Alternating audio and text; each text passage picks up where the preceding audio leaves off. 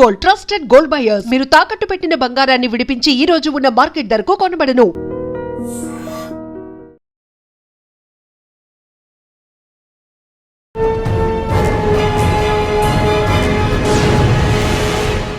ఈ వారం మన గెస్ట్ 2012 బ్యాచ్ పోలీస్ ఆఫీసర్, పేరు ఏ రవీందర్, ఎస్ఐ, నేరేడ్చర్ల, సూర్యాపేట జిల్లా.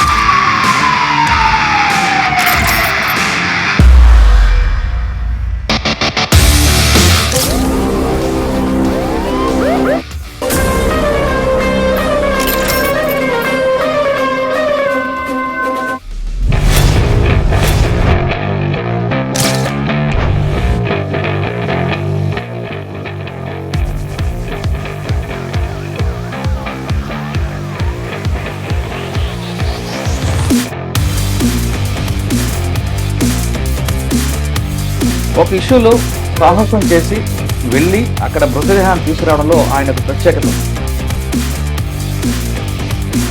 లో ఒక డబుల్ మర్డర్ జరిగింది అడిగే టైంలో అప్పుడు మీరు ఉన్నారా? భర్త నా మీద పోలీస్ స్టేషన్లో వచ్చి కంప్లైంట్ ఇచ్చిపోతుందని చెప్పి పార్టీగడ్డ మన ప్రకాష్ నగర్ బస్ స్టాండ్ దగ్గర ఆటో ఎక్కుతుంటే భర్త వచ్చేసి బ్లేడ్తో కోసేసి వెళ్ళిపోతాడు. బ్యాగం పెట్టిన తర్వాత ఎక్కడికి వచ్చారండి? చాదరగట్ట రావడం జరిగింది. అక్కడ ఒక మెమరబుల్ ఉన్నట్లుంది మీకు.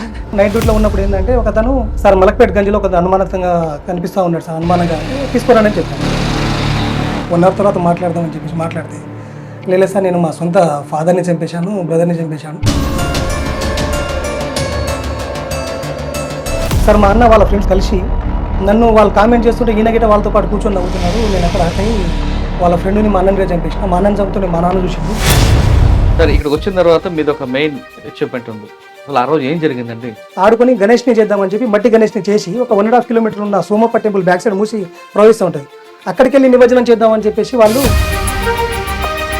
అంటే వాళ్ళ అమ్మాయి ఉంటుందంటే సార్ మా పాప చనిపోతే చనిపోయింది, కొనసారైనా లాస్ట్ సారైనా చూసుకోవాలి కదా సార్, మా పాపకు ఏం పాపం చేశాం సార్, ఎట్లనన్నా అమ్మాయిని పట్టుకోవాలని చెప్పేసి రెస్క్యూ టీమ్ని మార్నింగే పిలిపించుకొని మా సర్కిల్ నేను మా సర్కిల్ స్టాఫ్ని పిలిపించుకొని మొత్తం కింద నుంచి మూసా మొత్తం దేవులాడుతూనే ఉన్నాం.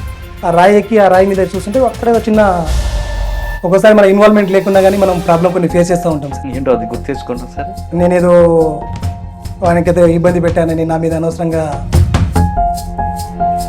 చాలామంది తెలియని ఆఫీసర్స్ గిట అరే అబ్బాయి మంచివాడు సార్ అట్లాంటి కాదని చెప్పేసి నాకు హెల్ప్ చేసినప్పుడు నాకేమనిపించిందంటే మనకి వెనకాల ఎవరున్నారు ముందర ఎవరున్నారు కాకుండా మనం మంచి చేసుకుంటా పోతే ఆ మంచి మనకు కాపాడుతుందని నేను స్ట్రాంగ్గా బిలీవ్ చేస్తాను. సాధారణంగా మీలాంటి యంగ్ ఫెలోస్ అందరూ కూడా ఎస్ఐ అయిన తర్వాత ఒక బుల్లెట్ ఏదో బైక్ వేసుకొని సెంటర్లో తిరగాలి. స్టూడెంట్ ఉన్నప్పుడు మనకు అంతా లేకుండే కదా సార్, కొంచెం ఇన్సైట్ వేసుకోవాలి, కొంచెం మంచి హోటల్లో గిట్ట ఎప్పుడప్పుడు వెళ్ళి తినాలి, అప్పుడు లేకుండే డబ్బులు లేకుండే. సైబర్ క్రైమ్ నేరేడ్చర్ల జరుగుతుందా, కేసులు నమోదవుతున్నాయి, అయితే ఏ తరహా నమోదవుతున్నాయి, వాళ్ళకి కేసులు కాకుండా ఉండాలంటే పబ్లిక్కి మీరు ఇచ్చే మెసేజ్? కొద్దిమంది వాట్సాప్లలో అండ్ ఫేస్బుక్లో న్యూడ్ కాల్ చేయడం వల్ల వీళ్ళు యాక్సెప్ట్ చేసి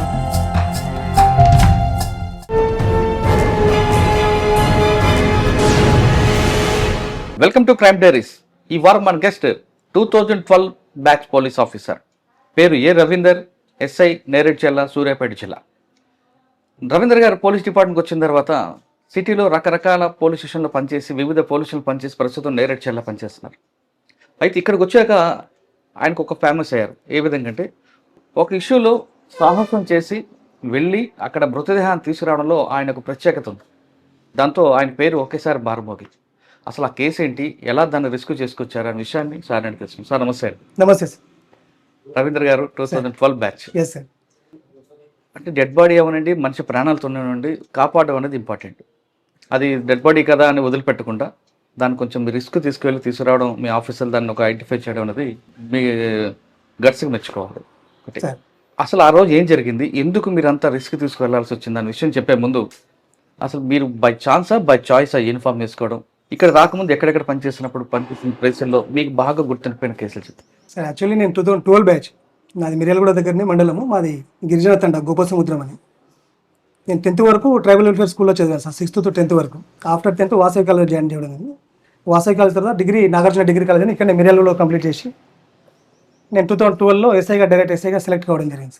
సెలెక్ట్ అయిన తర్వాత నేను మొదటగా చాదరఘాట్ పోలీస్ స్టేషన్ అండ్ తర్వాత ఫర్దర్ బేగంపేట పోలీస్ స్టేషన్లో 4.5 years, Mir Chowk police station, Banjara Hills police స్టేషన్లో పనిచేస్తూ 317 జీవోలో రూరల్ ఏరియాలో కూడా సర్వీస్ చేయాలి, మనం రూరల్ నుంచి వచ్చాం కదా, ఒక ప్యాషన్ రూరల్లో పనిచేయాలనే ఉద్దేశంతోనే మేము పోలీస్గా సెలెక్ట్ కావడం జరిగింది. ఒక డ్రీమ్ ఉండే మీరు పోలీస్ యూనిఫామ్ వేసుకోవడానికి ఛాన్సా బై చాయిస్ అంటున్నా? నాకు ఇంట్రెస్ట్ సార్, పోలీస్ ఎస్ఐ కావాలని నా డ్రీమ్ ఉండే. ఇంకేం గ్రూప్ 1 గ్రూప్ 2 లేకపోతే ఫర్దర్ ఏ ఎగ్జామ్ రాయలేదు. నేను ఇంటర్లో ఉన్నప్పుడే డిసైడ్ చేసుకోవడం జరిగింది ఎస్ఐ కంపల్సరీ ఎస్ఐ కావాలని చెప్పేసి. కాబట్టి నేను ఎస్ఐ కావడానికి చాలా కష్టపడ్డా. ఎస్ఐ అంటే I feel very happy sir. కానీ మీ బ్యాచ్మేట్, మీ క్లాస్మేట్ ఒక ఆయన ఐపీఎస్ అయ్యి బెంగళూరులో ఉన్నారు కదా? సార్ సైదుల్ సార్ అని చెప్పేసి నా బ్యాచ్మేట్. సైదుల్ సార్ అంటే ఐపీఎస్ ఆఫీసర్ కాబట్టి సార్ అనాల్సి వస్తుంది. Is my close friend. నా క్లాస్మేట్ స్కూల్లో 6th to 10th వరకు, 6th to 10th వరకు మేము ట్రైబల్ వెల్ఫేర్ స్కూల్లో అది ఫస్ట్ బ్యాచ్ సార్ అక్కడ. తర్వాత వాసవి కాలేజ్లో తను హాస్టల్లో ఉన్నప్పుడు నేను డే స్కాలర్గా వస్తూ ఉంటుంది. వాసవి అనేది ఇక్కడ మిర్యాలగూడలో ఇక్కడ నుంచి ఈ బెల్ట్ మొత్తం ఆంధ్రాకు నారాయణ చైతన్యకి వెళ్ళిపోతారు అని చెప్పి 2002లో ఎస్టాబ్లిష్ చేయడం జరిగింది. దాంట్లో ఇలా సైదుల్ సార్ ఫస్ట్ నుంచి మెరిట్ స్టూడెంట్, ఆయన ఫ్రీగా తీసుకోవడం జరిగింది. నేను డే స్కాలర్కి వచ్చిపోతుండే. అదంతా రెసిడెన్షియల్ లాగా మార్నింగ్ 6కి స్టార్ట్ అయ్యి నైట్ 8:30 వరకు ఉంటుంది. అక్కడ ఇంటర్ వరకు క్లాస్మేట్ అండ్ ఈజ్ ఏ మంచి మోటివేటెడ్ అండ్ గుడ్ హ్యూమనైజర్. నా ఫ్రెండ్ ఇట్లా ఐపీఎస్ ఆఫీసర్ కావడానికి ఐ ఫీల్ వెరీ ప్రౌడ్. ఆయన చాలా ఇప్పటికిట మాట్లాడుతుంటా వెళ్తుంటా, ఎప్పుడు నైస్ జెంటిల్మెన్ సార్. ఎంత ఎక్కువ మాట్లాడినా తక్కువనే అనిపిస్తుంది నాకు. ఇప్పటికిట చాలా మందికి మోటివేషన్ చేస్తూ ఉంటాడు. మా బ్యాచ్మేట్లు 60 మెంబర్స్ ఉండే సార్ స్కూల్లో, ఏ సెక్షన్ బి సెక్షన్ అని చెప్పేసి. దాంట్లో ఎబో 45 మెంబర్స్ ఆఫీసర్ ర్యాంకులుగా సెటిల్ కావడం జరిగింది. ఇప్పటికీ చాలా మంది ఎప్పుడు చిన్న మీటింగ్ పెట్టినా ఏ ఫంక్షన్ జరిగినా కానీ ఒక 20-25 మెంబర్స్ ఈజీగా గ్యాదర్ అవుతాం. ఆ స్కూల్లో చదువుకున్నందుకంటే నేను చాలా గొప్పగా ఫీల్ అవుతాను సార్. అంటే అంత ట్రైబల్ వెల్ఫేర్ స్కూల్లో చదువుకున్నా కానీ అంత సేమ్ కమ్యూనిటీ పిల్లలం ఉంటుండే. మాకు అకామిడేషన్ లేకుండా కానీ పొద్దున ఒకటి ఆడుకోవడం తినడం తప్ప ఈ చదువుకోవాలి ఇంకా మనం ఏమైనా ఫ్యూచర్లో సైదుల్ సార్ అనుకునేదేమో కానీ నేనైతే ఎస్ఐ అయితే అనుకోలేదు.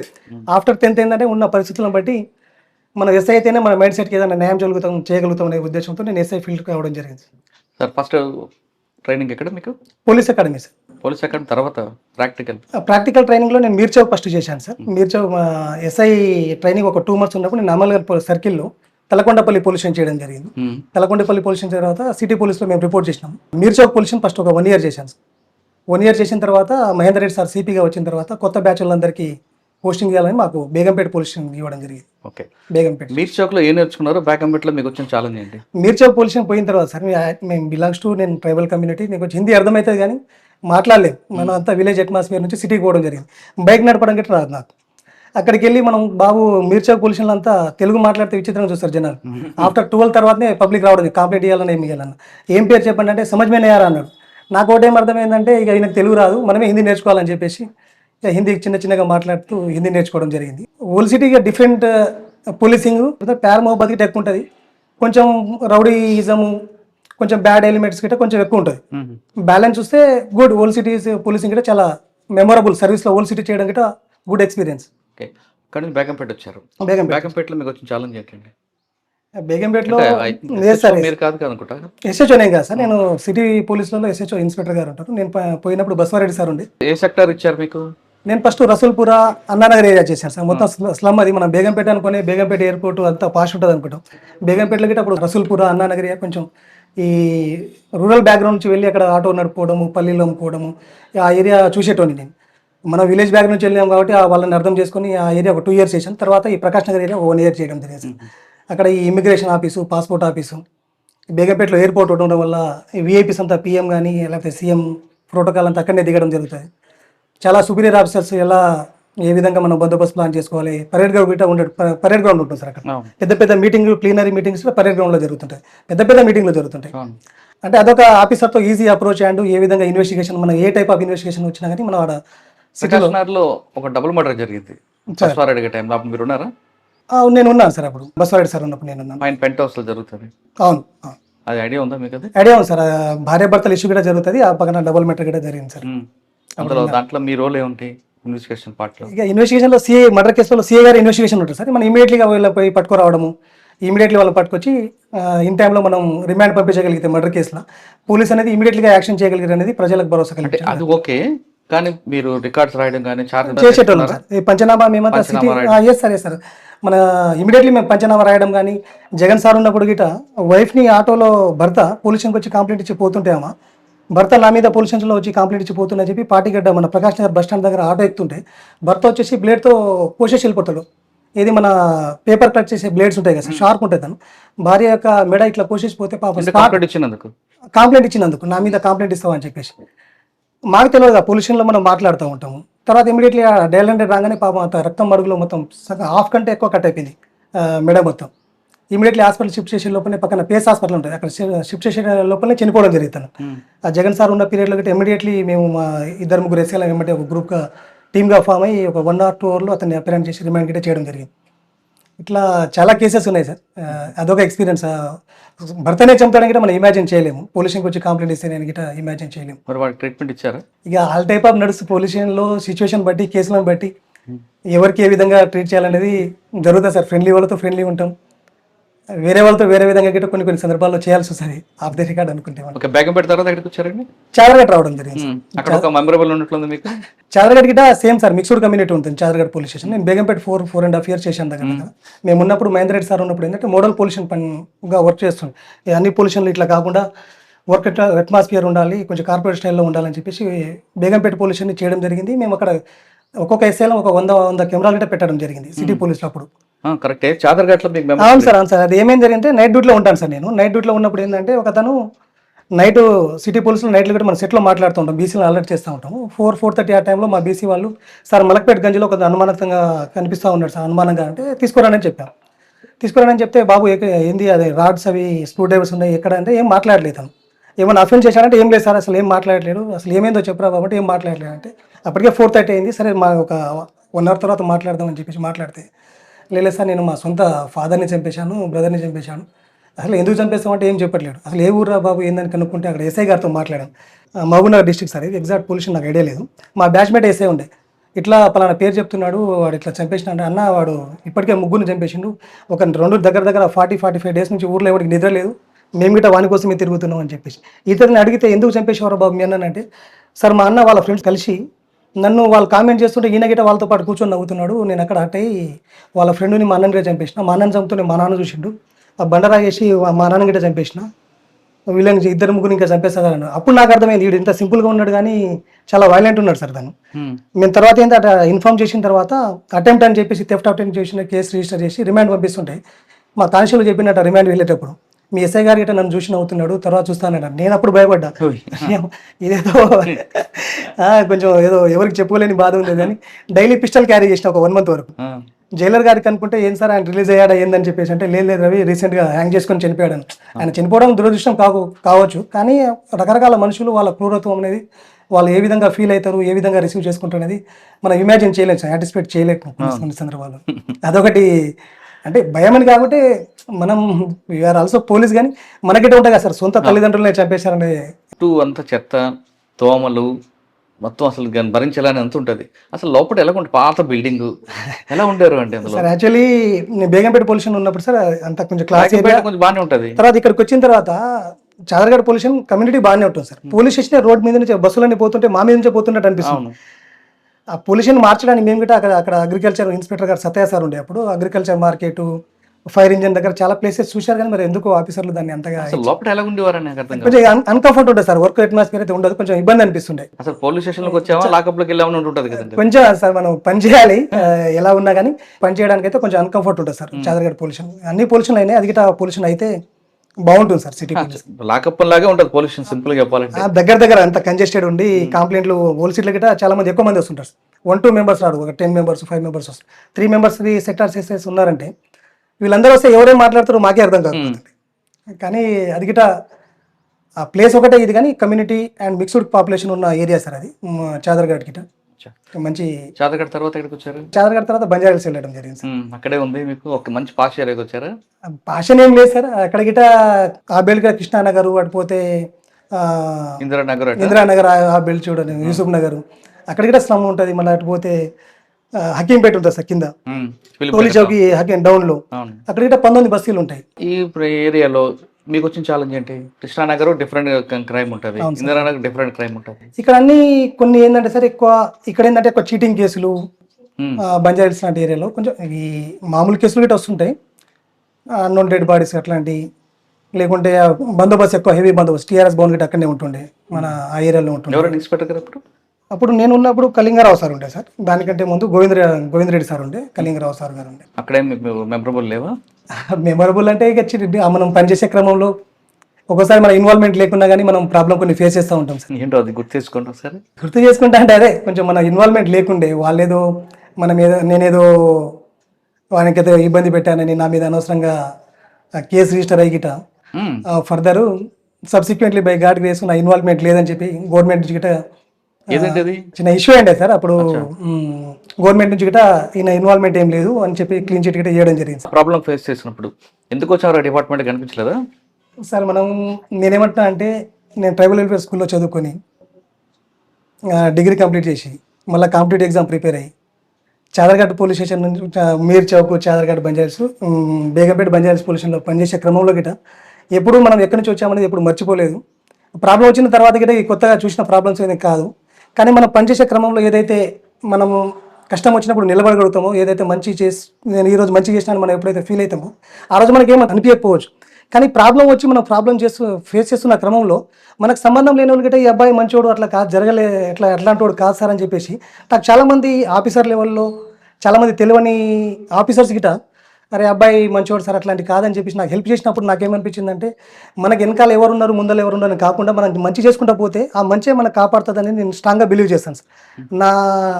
ఆ టైంలో నేను బాధపడి ఉంటా, కానీ కొద్దిమంది నాకు సంబంధం లేని గిట్ట నాకు హెల్ప్ చేశారు అప్పుడు నా గురించి తెలుసుకొని. అప్పుడు నేనేమైనా అంటే నాకేమనిపించింది అంటే ప్రాబ్లమ్స్ వచ్చినా కానీ మనకు సొసైటీ నుంచి గిట్ట సపోర్ట్ దొరుకుతుంది, హెల్ప్ చేస్తారని చెప్పేసి ఆ ప్రాబ్లం నుంచి బయటపడిన తర్వాత గిట్ట మనం ఇంకా మంచి చేసుకుంటూ పోవాలని అనుకున్నా తప్ప అరే నాకు అట్లా జరిగింది కాబట్టి మన డిపార్ట్మెంట్ మీద లేకపోతే సొసైటీ మీద బ్యాడ్ ఇంప్రెషన్తో ఉండి ఇక గతాన్ని నాకు ఇట్లా జరిగిందని నా మైండ్లో తీసేసాను సార్. నేను నా మైండ్లో లేదు అది. ఇంకా అక్కడ జరిగిన తర్వాత మళ్ళీ 317లో అవకాశం రాగానే రూరల్ ఏరియాలో చేద్దాం మనం వచ్చింది. Yes sir 100% positive sir. వచ్చారండి సిటీ నుంచి బయటకు వచ్చారా?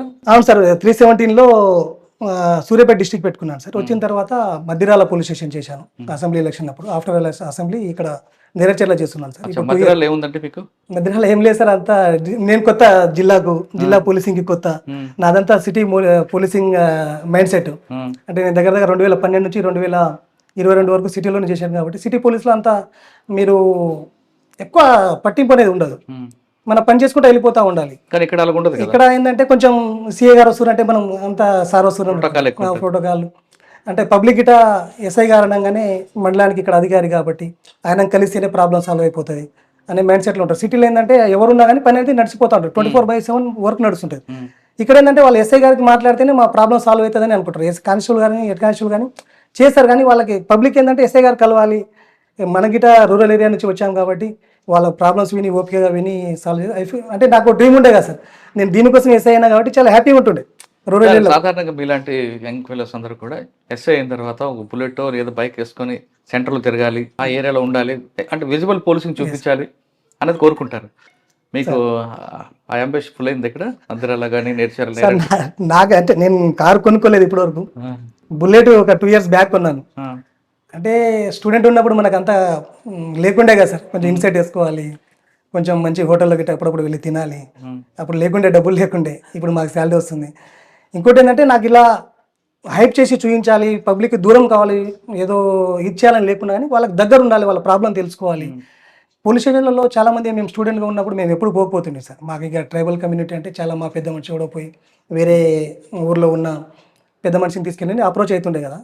నేనేంటంటే మనమే డైరెక్ట్ అప్రోచ్ అయితే పబ్లిక్ వచ్చి మనకే డైరెక్ట్ చెప్పుకుంటే బాగుంటుంది కదా అనే ఉద్దేశంతో ఎక్కువ ఊర్లు తిరిగేవాడిని.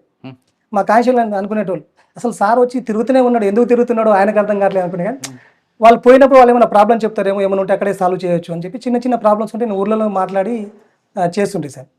అంటే ఈ ఏమంటారు యూనిఫామ్ అంటే ప్యాషన్, అంటే ఉద్యోగం చేయడంలో ప్యాషన్ ఉంటాయి కానీ ఇట్లా ఎక్స్పోజర్ అంతా ఇది లేదు. అంటే ఉద్యోగం చేయాలి. ఇంకా కొద్దిమంది నా ఫ్రెండ్స్ చెప్తుండే రవీందర్కి పని చెప్తే వాడు పిచ్చోడు, వాడు అది పని అయిపోయేదాకా మనకు అయిపోయిందిరా అని చెప్తాడని చెప్పేసి కొంతమంది నవ్వుకునేది. నా తర్వాత రియలైజ్ అయ్యి అరే కొంచెం వెరిఫై చేసుకొని చేయాలని చెప్పి. సార్ మీరు ఒక మాట చెప్పారు సార్, నేను చదువుకున్న సమయంలో పోలీస్ స్టేషన్కి వెళ్ళాలంటే ఒక పెద్ద మనిషిని తీసుకుని వెళ్ళే వాళ్ళవి, వాళ్ళతో వెళ్తేనే పని అయ్యేదని. అది కరెక్ట్ కాదు. కానీ ఇప్పుడు మీరు SHO ఉన్న తర్వాత మీ దగ్గర ఒక కంప్లైంట్ డైరెక్ట్గా వస్తే అప్రోచ్ అవుతా పని అవుతుందా, లేదు ఎవరో పెద్ద మనిషిని తీసుకొచ్చి అయితే చేస్తున్నారు?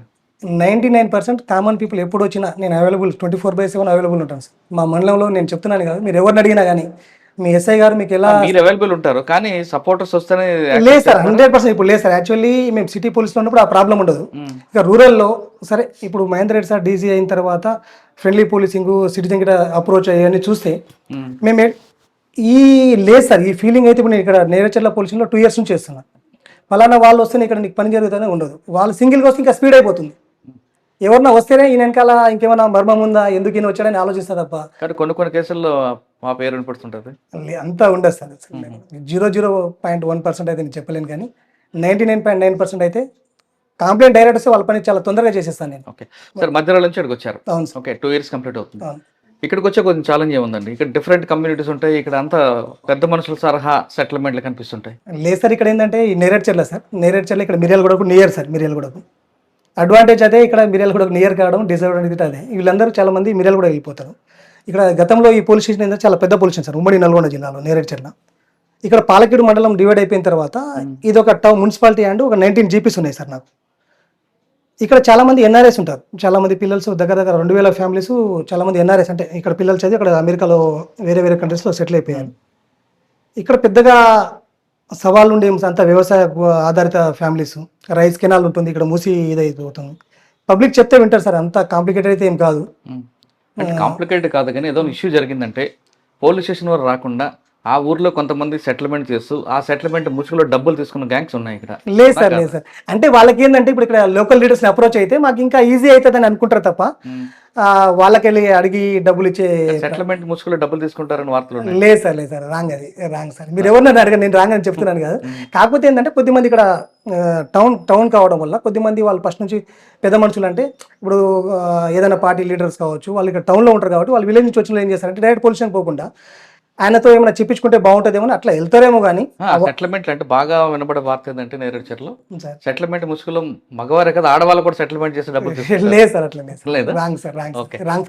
నేరేడ్చర్లో మీకు ఛాలెంజ్ ఏమొచ్చిందండి? సార్ నాకు ఛాలెంజ్ ఏం లేదు, స్మూత్ పోలీసింగ్. ఇక్కడ గిట ఈ పిల్లలు కూడా ఇక్కడ దగ్గర ఉండడం వల్ల ఈ కొంచెం గంజాయి, బ్యాడ్ హ్యాబిట్స్ ఇట్లాంటి అలవాటు పడే అవకాశం ఉంది కాబట్టి యాంటీ డ్రగ్ ప్రోగ్రామ్ అవేర్ చేయడం జరుగుతుంది.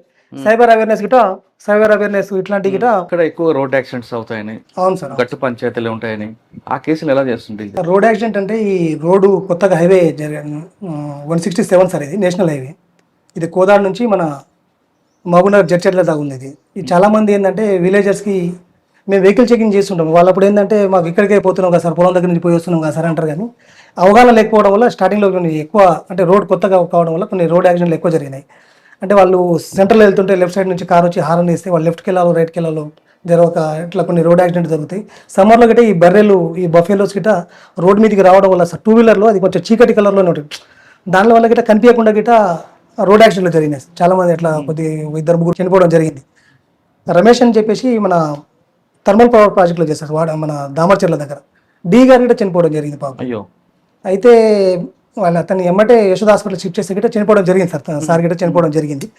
మేము ఎవ్రీ బుధవారం వీక్లీలో ఏదో ఒక టైంలో పబ్లిక్ని అవేర్ చేస్తూనే ఉంటాం సార్, ఇది రోడ్ యాక్సిడెంట్, రోడ్డు భద్రత గురించి. కానీ ఇప్పుడు 20,000 గిట్ట రీసెంట్గా ఒక 1 week ప్రోగ్రాము 1 month తీసుకొని చేస్తూ ఉంటాము. పబ్లిక్ని అవేర్ చేస్తాం. మేము విజిబుల్ పోలీసింగ్ గిట్ట ఈవినింగ్ టైంలో గిట్ట యాక్సిడెంట్ ఎక్కువైతే అని చెప్పేసి ఈవినింగ్ అవర్స్లో గిట్ట బయట విజిబుల్ పోలీసింగ్ చేస్తాం, పబ్లిక్ గిట్ట అవేర్ చేస్తూ ఉంటాం, పేపర్లు గిట్ట యాడ్ ఇస్తుంటాము. అది చేయడం జరుగుతుంది సార్ రోడ్ యాక్సిడెంట్ గురించి. అయితే దాంతోపాటు కూడా ట్రాఫిక్ అవేర్నెస్ మీద పబ్లిక్ ఎలాగ అవేర్నెస్ చేస్తున్నారంటే, అంటే హెల్మెట్ పెట్టుకోవడం, triple driving, seat belt, drunk and drive. ఇది చిన్న మండలం సార్. యాక్చువల్లీ ఇది టౌన్ నేరేడ్చర్ల టౌన్ మున్సిపాలిటీ ఒక 13,700 ఓట్స్ ఉన్నాయి. మొన్న రీసెంట్గా ఎలక్షన్ గిట్ట పీస్ఫుల్గా కంప్లీట్ చేయడం జరిగింది.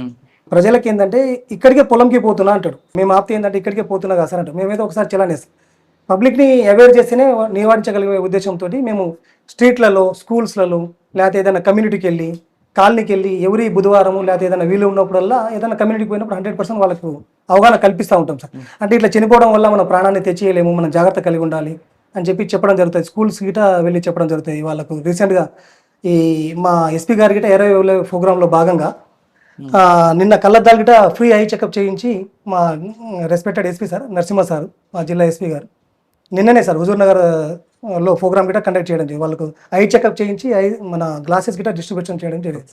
మీ ఎస్పీ గారు కూడా పక్కన మూసీ నది మీద ఎక్కువ ఇంట్రెస్ట్, మూసీ ప్రాజెక్ట్ మీద కూడా ఉందంటున్నారు, వాస్తవం అనేది ఏముంటుంది సార్? సార్ గిట్ట నల్గొండ జిల్లా, సార్ గిట్ట టీచర్ జాబ్ చేస్తూ 10 years సార్ దగ్గర పనిచేయడం గిట్ట చాలా ఫీల్ హ్యాపీ సార్. చాలా ప్రతి దానికి మైన్యూట్గా, అంటే కమ్యూనిటీకి మనం ఏం చేస్తే ఇంకా మెరుగైన సేవలు అందించవచ్చు.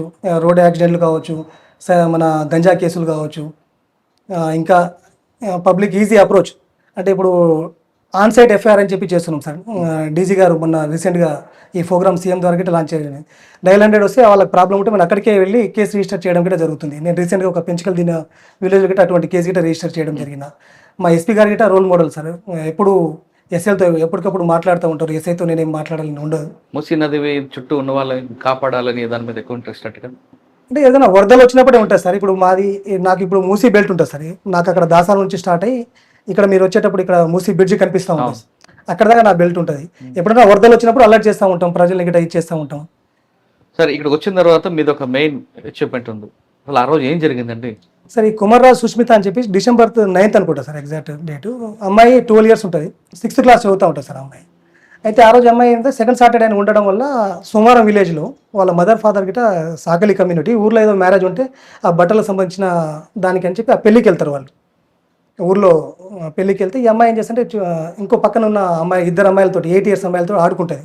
ఆడుకొని గణేష్ని చేద్దామని చెప్పి మట్టి గణేష్ని చేసి ఒక 1.5 kilometer ఉన్న సోమప్ప టెంపుల్ బ్యాక్ సైడ్ మూసి ప్రవహిస్తూ ఉంటుంది. అక్కడికి వెళ్ళి నిమజ్జనం చేద్దామని చెప్పేసి వాళ్ళు అక్కడికి వెళ్తారు సార్. అమ్మాయిలు 3 అమ్మాయిలు. ఈ కుమార్రాజు సుష్మిత ఈ 3 అమ్మాయిలు, ఆ అమ్మాయి పెద్ద అమ్మాయి. గణేష్ని నిమజ్జనం చేసిన తర్వాత ఏం చేస్తుందంటే అమ్మాయి మనం స్నానం చేసుకోవాలి కదా నిమజ్జనం చేసిన తర్వాత అని చెప్తుంది. ఈ కుమార్రాజు సుష్మితని ఇంకొక అమ్మాయి దాంట్లో దిగుతారు మూసీలో. మూసీ అప్పుడు కొంచెం ఫ్లడ్స్ ఎక్కువ ఉండే సార్, సిటీలో వర్షాలు పడి ఫ్లడ్స్ ఎక్కువ ఉండే. ఈ అమ్మాయి ఏం చేస్తుందంటే మూసీ అనేది మన కాలువలాగా ఉండదు సార్. ఎక్కడ గుంత ఉందో ఎక్కడ రాయి ఉందో తెలియదు. పాపం అమ్మాయికి ఈత గిట్ట రాదంట. కొంచెం దగ్గరికి వెళ్ళి చేసుకుందాం అనుకుందేమో. కొంచెం లోపలికి వెళ్ళేసరికి అప్పుడు కార్తీక మాసం గిట్ట డెడ్ ఎండ్లో ఉండే సార్. కార్తీక మాసం ఆ శివాలయం గిట్ట భక్తులు వస్తూ ఉంటారు. మధ్యాహ్నం పూట జరిగింది 2-2:30 ఆ టైంలో. అమ్మాయి లోపలికి వెళ్ళి ఇంకో చిన్న అమ్మాయి గిట్ట కొంచెం లోపలికి పోయింది. కొంచెం డెప్త్ తెలంగానే లోతులుగా బయటకు వచ్చేసి ఈ అమ్మాయి అయితే లోపలికి వెళ్ళిపోయింది. గట్టు మీద ఉన్న అమ్మాయి అరవడం వల్ల భక్తులు వచ్చి ఈ చిన్న అమ్మాయిని కాపాడేది. కానీ అప్పటికి ఆ అమ్మాయి ఒక 50 meters దాటిపోయింది. వాళ్ళకి ఈత వచ్చి కానీ ఈ మూసీలో ఎట్లుంటుంది సార్, రాయి ఎక్కడ ఉందో ఎక్కడ సుడిగుండం తిరుగుతో తెలియదు కాబట్టి వాళ్ళు డేర్ చేయలేకపోయారు. అమ్మాయి వాళ్ళు చూస్తున్నాగానే మునిగిపోయింది. నాకు ఎమ్మటే డయల్ 100 కాల్ రాగానే నేను ఎమ్మటే నా టీంని తీసుకొని పోయేసరికి అక్కడ ఏం కనిపించలేదు. మేము కూడా చాలా ట్రై చేసాం.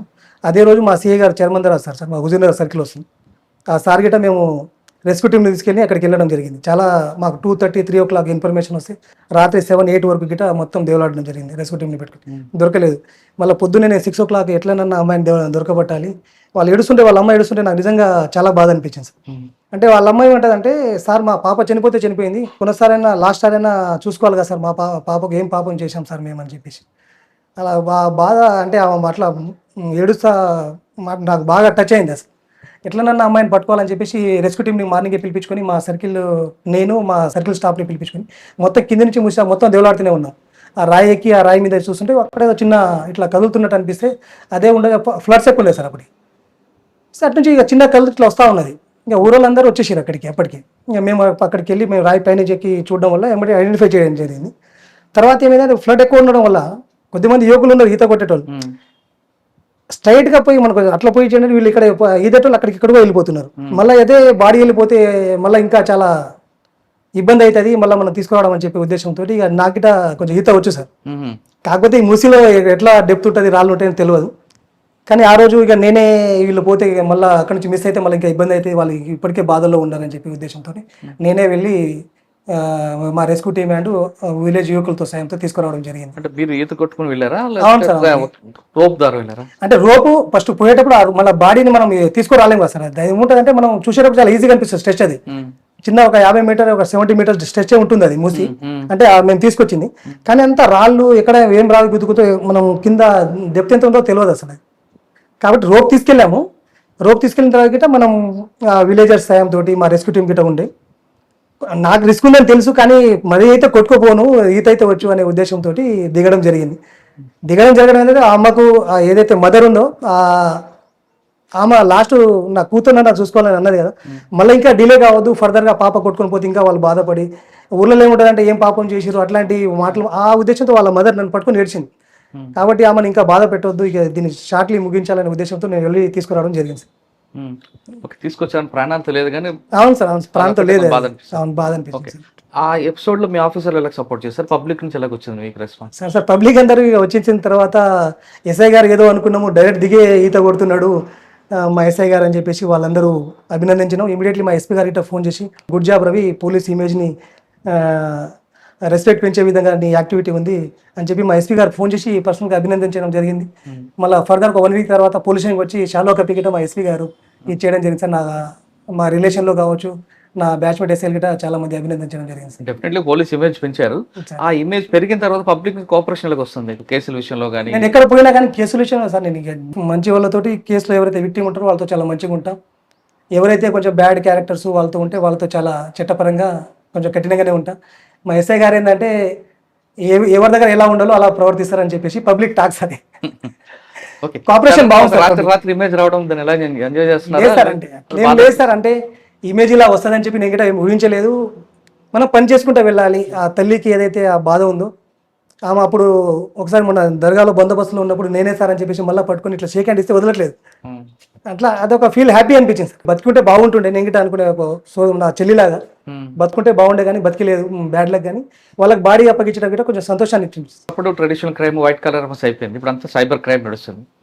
సైబర్ క్రైమ్ నేరడిచల్లో జరుగుతుందా, కేసులు నమోదవుతున్నాయి? అయితే ఏ తరహా నమోదవుతున్నాయి? వాళ్ళకి కేసులు కాకుండా ఉండాలంటే పబ్లిక్కి మీరు ఇచ్చే మెసేజ్ ఏంటి సార్? నేరచర్యలు గిట్ట మేము వచ్చినాక గిట్ట కేసెస్ రిజిస్టర్ అవుతున్నాయి సార్. మేము రాకముందు అవుతున్నాయి, వచ్చినాక గిట్ట కొన్ని ఇంక్రీజ్ అవుతున్నాయి సార్. ఇదేంటంటే ఈజీ మనీ, ఏదైతే ఆర్మీ ఆఫీసర్ని నేను బుల్లెట్ అమ్మి పంపిస్తా అని చెప్పేసి వాళ్ళు ఫోటోలు పెట్టడం ఒకటి, కొద్దిమంది వాట్సాప్లలో అండ్ ఫేస్బుక్లో న్యూడ్ కాల్ చేయడం వల్ల వీళ్ళు యాక్సెప్ట్ చేసి వాళ్ళకి మళ్ళీ అదే కాల్ చేస్తూ ఉంటారు. వీళ్ళు భయపడిపోయి వాళ్ళకి డబ్బులు పంపిస్తూ ఉంటారు. కొద్దిమంది చెప్పుకోలేక ఇచ్చేస్తాడు. ఎవరీ బుధవారం సార్, ఎవరీ వెడ్నెస్డే మేము ఈ సైబర్ క్రైమ్ అవేర్నెస్ ప్రోగ్రామ్ అనేది ఎవరీ విలేజ్లో ప్రతి వీక్లీ ఒక్కొక్క విలేజ్ని చేసుకుని చేయడం జరుగుతుంది. అవేర్నెస్ ప్రోగ్రామ్ కండక్ట్ చేస్తాం, స్కూళ్ళలో గిట్ట చేయడం జరుగుతుంది. ఇప్పుడు చాలా తగ్గినాయి సార్. ఈ సంవత్సరంలో చూసుకుంటే ఒక కేసు గిట్ట రిపోర్ట్ కాలేదు. లాస్ట్ ఇయర్ ఒక 7-8 కేసెస్ రిపోర్ట్ అయినాయి. ఇంకోటి ఏంటంటే వీళ్ళకు ఈ సీజన్లలో సార్ ఈ బ్యాంక్ అకౌంట్ నుంచి మీ డబ్బులు అకౌంట్లో పడతాయి, ఓటీపీ చెప్పండి ఎందుకంటే రైతులు చాలా ఈజీగా మోసపోవడానికి ఆస్కారం ఉంది. అటువంటి వాళ్ళకి మీరు ఇచ్చే మెసేజ్ అంటే పబ్లిక్ ఏంటంటే ఈజీగా మనకి ఏదన్నా వస్తుందంటే ఆలోచించాలి. ఆలోచించకుండా డబ్బులు ఏదో ఎక్కువ వస్తున్నాయి అని చెప్పేసి అత్యాశకు పోయి ఉన్న డబ్బులు పోగొట్టుకోవద్దని చెప్తున్నారు. చాలా మంది ఉద్యోగస్తులు గిట్ట ప్రైవేట్ టీచర్స్, గవర్నమెంట్ టీచర్స్, ఉద్యోగస్తులు గిట్ట ఏదేదో వేరే డిఫరెంట్లో ఇన్వెస్ట్ చేస్తే ఎక్కువ డబ్బులు వస్తున్నాయని చెప్పి గిట్ట చాలా మంది ఇన్వెస్ట్ చేసి తర్వాత డబ్బులు పోయిన తర్వాత సార్ మాకు ఈ విధంగా జరిగిందంటే ఇక్కడ వచ్చి పోలీసులు ఏమైనా అనుకుంటారని చాలా మంది రావట్లేదు. 1930 కాల్ చేస్తున్నారు వాళ్ళని మేము ఫోన్ చేసి పిలిచి మీకు ఏం కాదని మేము మీకు హెల్ప్ చేయడానికి ఇక్కడ ఉన్నాము, పుట్ ఆన్ హోల్డ్ అవుతున్నాయి సార్ వాళ్ళ డబ్బులు గిట్ట, వాళ్ళ మన కోర్టు నుంచి గిట్ట డబ్బులు ఇప్పించడం గిట్ట జరుగుతుంది పుట్ ఆన్ హోల్డ్ అయిన వాటి. ఓకే, పోలీస్ అవ్వాలనుకున్నారు, వచ్చారు, అంటే మంచి వచ్చాడో సక్సెస్ అవుతున్నారు. అంటే ఆ విషయంలో అమ్మాయి బతుకుంటే ఇంకా బాగుంటుంది, కానీ అదృష్టాలు చనిపోవడం. మీ గోల్ ఏముందండి? సార్ పని చేసుకుంటే వెళ్ళిపోతా ఉండాలి సార్. మేము ఎక్కడో ఎస్ఐ అవ్వాలనుకున్నాను, 2012లో అపాయింట్ అయ్యాను. ఉద్యోగం ఉన్నాక ఒడిదుడుకులు కొన్ని అయినాయి. పని చేసుకుంటా వెళ్తూ ఉంటే మనం పని చేసే పనే కాపాడుతుంది, ఆ మంచి మనకు కాపాడుతుంది అని ఎప్పుడు బిలీవ్ చేస్తాను. ఈ చాలా మంది ఊర్లలో ఉన్న యంగ్స్టర్స్ గిట్ట ఇప్పుడు ఊర్లలో ఒక కొత్త ట్రెండ్ స్టార్ట్ అయిపోయింది.